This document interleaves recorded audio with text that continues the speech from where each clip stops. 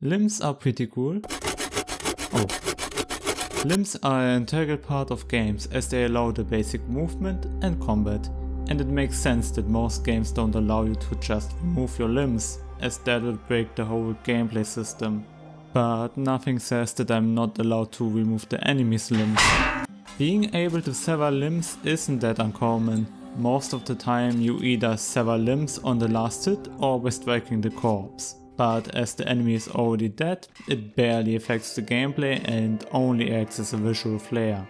This might be fun to look at, but also not that interesting for gameplay. Some games might allow you to pick up these severed limbs and either use them as a weapon or throw them around. This is not that useful, but it does impact gameplay, even if only a bit. Intro is funny though. If you want to count tails as limbs, then Monster Hunter goes a bit farther with that system. Monsters often use their tails for attacks, either for basic spinning around or sometimes for monster specific ones. By cutting off the tail, you not only reduce the hitbox of the monster, but also completely remove specific traits from the monster, which gains a great advantage in battle. And it also is quite helpful for gear, as the tails drop specific monster parts for crafting. Now let's take the gear concept further. The gear system in the Search 2 is all about limb severing. In combat you choose which body part you want to attack and then deal damage to it. Once the bar is at 0, you can execute a finisher to chop it off, and now you got this part and can equip it yourself. This also works for upgrading gear, as you always gain the required materials when severing that specific body part. This makes grinding gear a quite involved and interesting system, but it doesn't affect the combat gameplay itself like it did in Monster Hunter. Now it gets fun. Flyknight and Dead Space are all about removing limbs.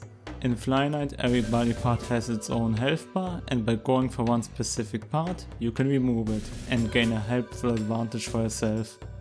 You may go for the head so that the enemy receives bleed damage for some time, or you try to remove the weapon to severely reduce their offensive ability.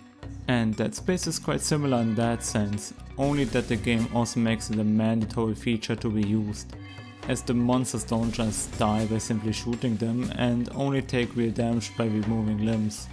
Then there's also limited ammo, and now you have to make sure that you go for the limbs to preserve the ammo for later fights. Severing limbs makes combat in both games really unique and a fun process as you strategize around the enemy to gain an advantage for yourself. And you maybe noticed that this isn't a really new feature. Dead Space made it its main feature and it originally released in 2008.